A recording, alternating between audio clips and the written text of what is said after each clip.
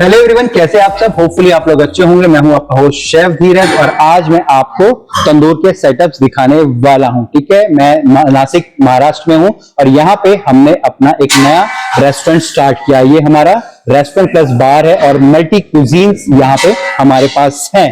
अभी हमारी pre opening stage है। प्री ओपनिंग स्टेज का मतलब होता है ओपन होने से पहले रेस्टोरेंट को प्रिपेयर करना, प्रॉपरली अपने किचन को प्रॉपरली प्रिपेयर करना, उसको रनिंग स्टेज में लाना और उसके बाद अपने गेस्ट के लिए ओपन करना। तो अभी हमारे ट्रायल्स चल रहे हैं और आप लोगों ने अगर 2-3 दिन पहले देखा होगा ना, अगर आप मेरी वीडियोस को फॉलो कर रहे हो तो हमने अपने किचन की पूजा की थी। ठीक है, उसके बाद हमने अपने जो तंदूर हैं, 2 तंदूर हमने यहाँ पे लगाए हैं, उनकी भी पूजा करी थी और इसके अंदर कोयले डालकर जो हमारे मैरिनेशंस होते हैं वो लगाकर इसको प्रिपेयर कर लिया। और ऑलरेडी हम लोग कई सारे ट्रायल्स हम लोग यहाँ से कर चुके हैं।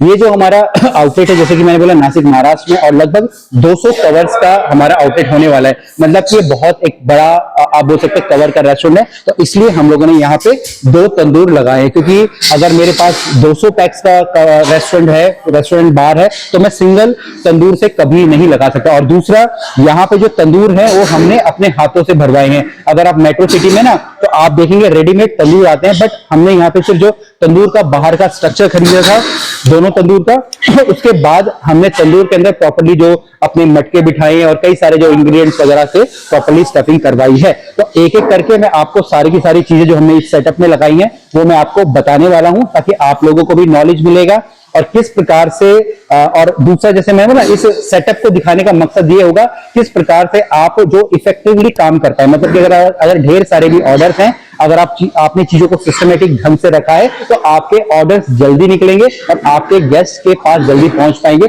मतलब जो आपके प्रोडक्शन की जो कैपेसिटी है वो भी बढ़ेगी और उसकी स्पीड भी बढ़ेगी। तो 2 तंदूर हमारे पास यहाँ है। तो सबसे पहले मैं स्टार्ट करूंगा यहाँ से।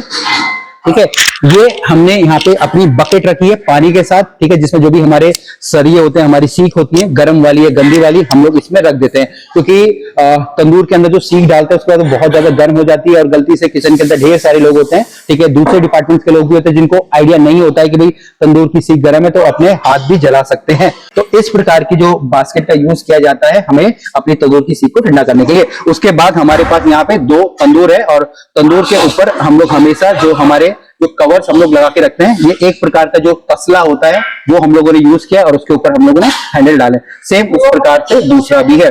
इसके बाद यहाँ पे हमने तंदूर की जो एक गद्दी हम लोगों ने रखी है। ठीक है, मैंने एक वीडियो बनाई थी जिसमें कि मैंने आपको बेसिक सिंपल गद्दी किस प्रकार से बनाते हैं वो भी दिखाया था। इसके बाद हम लोग एक यहाँ पे डस्टर रखते हैं। इसका प्रयोग हम लोग रोटी नान वगैरह को लगाने के लिए करते हैं। इसका प्रयोग हम लोग करते हैं अपने इस तसले को उठाने के लिए। ठीक है, क्योंकि उसके बाद जब ये जलता है ना, तो ये भी बहुत ज्यादा ये गर्म हो जाता है। या तो ये लकड़ी का होना चाहिए या फिर आपके पास डस्टर होना चाहिए, बट बेसिकली डस्टर आपके पास होना ही चाहिए। उसके बाद नीचे हम लोग इस प्रकार के, आप तसला बोल दीजिए या प्लेट बोल दीजिए, कुछ भी बोल दीजिए, जिसको कि हम लोग रखते हैं राख निकालने के लिए। इवन राख निकालने के भी एक प्रकार का हम लोग स्कूपर का यूज करते हैं, जो कि हमने बाहर अपने कोयले वाले एरिया में रखा गया है। और ये भी जो हमारा शाफ्ट अगर आप बोलेंगे ना, ये भी ओपन और क्लोज हमारा इजी हो जाता है। और इवन जो तंदूर है ये मूवेबल है, हम चाहे तो उनको खींच के कहीं भी ले जा सकते हैं। अब हम लोग आगे बढ़ेंगे।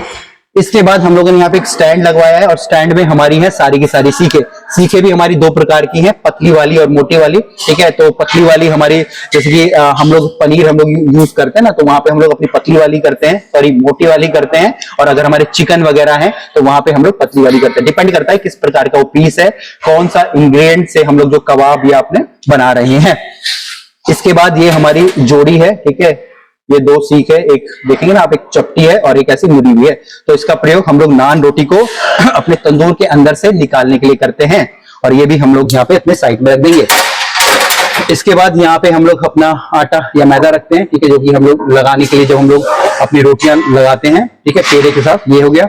फिर एक हमारे यहाँ पे एक में हम लोग अपना बटर हम लोग रखते हैं। एक बाउल में आप रख सकते हैं, कंटेनर में आप रख सकते हैं। ठीक है, और एक में हमारा होता है यहाँ पे हमारा तेल। तो बटर और तेल का इस्तेमाल करते हैं तो एक ही कंटेनर उसका हो जाता है। ठीक है, आप चाहें तो एक कंटेनर में यहाँ पे अपना पानी भी रख सकते हैं। इसके बाद हम लोग अपने स्टेशन पे बेलन भी जरूर रखते हैं। ठीक है, ये हो गया हमारा। सेम इसी प्रकार से हमारा यहाँ पे दूसरा तंदूर भी होता है, ठीक है। और यहाँ पे जैसे कि मैं लंच में हूँ या डिनर में हूँ ना, तो एक में हम लोग यूज करते हैं अपने कबाब बनाने के लिए, टिक्का बनाने के लिए, और दूसरे तंदूर में हम लोग सिर्फ रोटियां लगाते हैं, क्योंकि एक साथ अपनी जो रोटियां और कबाब लगाना मुश्किल हो जाता है, तो 2 तंदूर का इस्तेमाल किया जाता है। इसके बाद हम लोग अपने स्टेशन पे यहाँ पे ये इस प्रकार की झाड़ू भी रखते हैं, ठीक है। झाड़ू हम लोग रखते हैं क्योंकि अगर तंदूर अंदर से गंदा हो जाता है या काला हो जाता है, तो इस प्रकार की सीख की झाड़ू का इस्तेमाल किया जाता है अपने तंदूर को साफ रखने के लिए।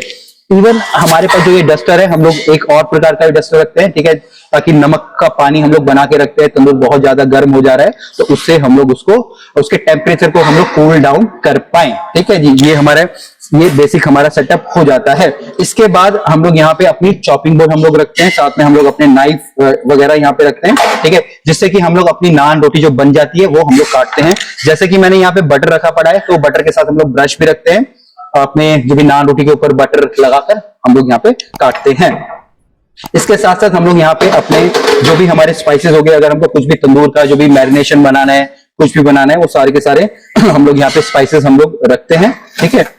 और वर्क स्टेशन में हम लोग कोशिश करते हैं कि पीछे इस साइड की तरफ हमारा फ्रिज हो, तो यहाँ हमारे पास ये एक 3 डोर का फ्रिज है जो कि हम लोगों ने रखा है। इसके अंदर हमारी सारी दही हो गई, हमारी वेजिटेबल हो गई, हमारे चिकन हो गया, हमने जो भी चीजें मैरिनेट करी है वो सारी की सारी इसके अंदर हम लोग रखते हैं।